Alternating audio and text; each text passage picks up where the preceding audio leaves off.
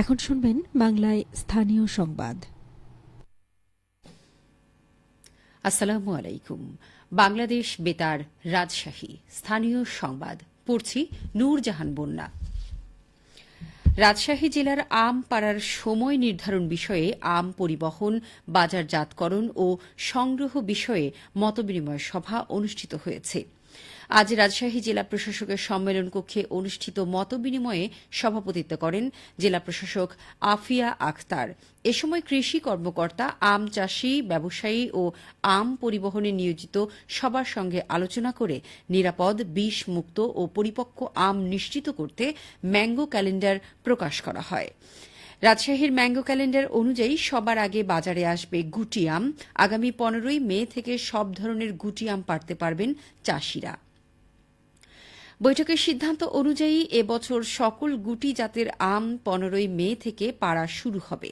20 মে থেকে গোপালভোগ, রানীপসন্দ বা লক্ষণভোগ 25 মে, হিমসাগর বা ক্ষীরসাপাত 30 মে, বানানা ম্যাঙ্গো বা ল্যাংড়া 10 জুন, আমরুপালি বা ফজলি 15 জুন, 5 জুলাই বাড়ি আম 4, আশ্বিনা 10 জুলাই, গৌরমতি 15 জুলাই পাওয়া যাবে।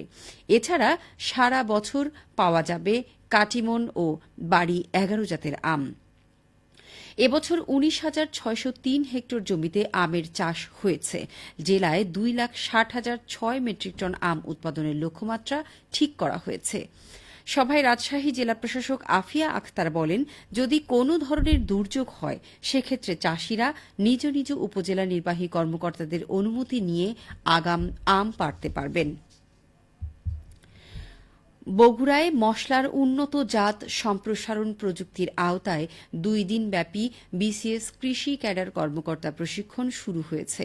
আজ বগুড়ার পল্লী উন্নয়ন একাডেমিতে এই প্রশিক্ষণে প্রধান অতিথি ছিলেন উদ্ভিদ সঙ্গনিরোধ উইংয়ের পরিচালক মোহাম্মদ আব্দুর রহিম। সভাপতিত্ব করেন কৃষি সম্প্রসারণ অধিদপ্তরের প্রশিক্ষণ শাখার পরিচালক মোহাম্মদ বেলাল উদ্দিন। বিশেষ অতিথি ছিলেন বগুড়া অঞ্চলের কৃষি সম্প্রসারণ অধিদপ্তরের অতিরিক্ত পরিচালক মোহাম্মদ আব্দুল ওয়াদুদ। অনুষ্ঠানে বক্তারা বলেন, দেশে প্রায় 4.29 হেক্টর জমিতে মশলা চাষ হয়। উৎপাদিত মশলার উৎপাদন পরিমাণ প্রায় 35.93 টন, অর্থাৎ বিশ্বের প্রায় 9% মশলা দেশে উৎপাদিত হয়। দেশে মশলার মোট চাহিদা 58.50 লাখ মেট্রিক টন। এর মধ্যে আমদানি হয় 44.96 লাখ মেট্রিক টন। কৃষিতে দিন দিন প্রযুক্তির চাহিদা বাড়ায় শিক্ষিত মানুষ এখন কৃষির সাথে জড়িয়ে পড়ছেন।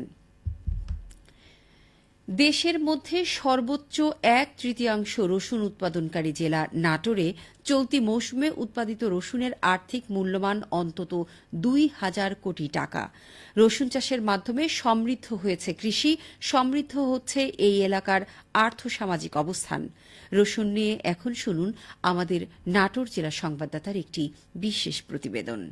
দেশের মধ্যে সর্বোচ্চ 1/3 রসুন উৎপাদনকারী জেলা নাটোর। চলতি মৌসুমে বাম্পার ফলন হলেও রসুনের আকার ছোট হওয়া বিষয়ে কৃষকদের অভিযোগের জবাবে বড়াইগ্রাম উপজেলা কৃষি অফিসার শারমিন সুলতানা জানান, বড়াইগ্রাম উপজেলাতে সাদা সোনাখ্যাত রসুন সর্বাধিক পরিমাণে উৎপাদন হয়ে থাকে। তবে একই জায়গায় প্রতিবার রসুন উৎপাদন করাতে এবছর দেখা গেছে যে রসুনের আকারটা একটু ছোট আকার হয়েছে। তবে আমরা কৃষকদেরকে পরামর্শ প্রদান করছি তারা যেন বিভিন্ন জমি রদবদল করে তারা যেন রসুন চাষাবাদে আগ্রহী হয়ে থাকে। নাটোর কৃষি সম্প্রসারণ বিভাগের উপপরিচালক মোহাম্মদ হাবিবুল ইসলাম খান বললেন, নাটোর জেলায় এবছর 22,855 হেক্টর জমিতে রসুনের আবাদ হয়েছে এবং এই রসুনটা বাংলাদেশের প্রায় 1/3 রসুন আমাদের এই নাটোর জেলায় উৎপাদন হয়। আমাদের মোটামুটি 2,30,000 মেট্রিক টন রসুন এবছর উৎপাদিত হয়েছে।